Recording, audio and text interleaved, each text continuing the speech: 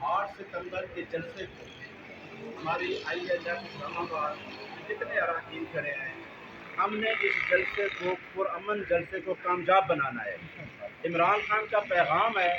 کہ تحریک انصاف وہ جماعت ہے جو وفاق کی جماعت ہے، جو پاکستان کو یکجا رکھ سکتی ہے، اور تحریک انصاف نے ہی پاکستان میں سب سے زیادہ ووٹ لیے ہیں، اور ان چوروں لٹیروں سے جو مینڈیٹ چور ہیں وہ مینڈیٹ ہم نے اب واپس کرنا ہے،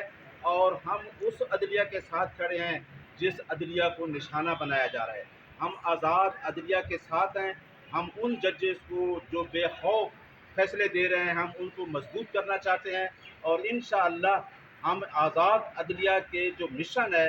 جو وہ مشن اس ملک میں چلا رہی ہے، ہم اس کو کامیاب بنائیں گے۔ اور خان صاحب نے کہا ہے کہ پاکستان میں جتنے لوگ ہیں وہ اس جلسے پرامن میں شرکت اس وجہ سے کریں کیونکہ لوگوں نے ہم پہ اعتماد کیا 8 فروری کو۔ 8 فروری کا جو ووٹ پاکستانیوں کو ملا ہے ہماری عوام کا، اس مینڈیٹس کو واپس لینا ہے، اور انشاءاللہ اس جلسے میں ILF اسلام آباد پورے بھرپور طریقے سے شرکت کرے گی، اور جتنے پاکستانی لوگ اس جلسے میں پرامن میں شرکت کر رہے ہیں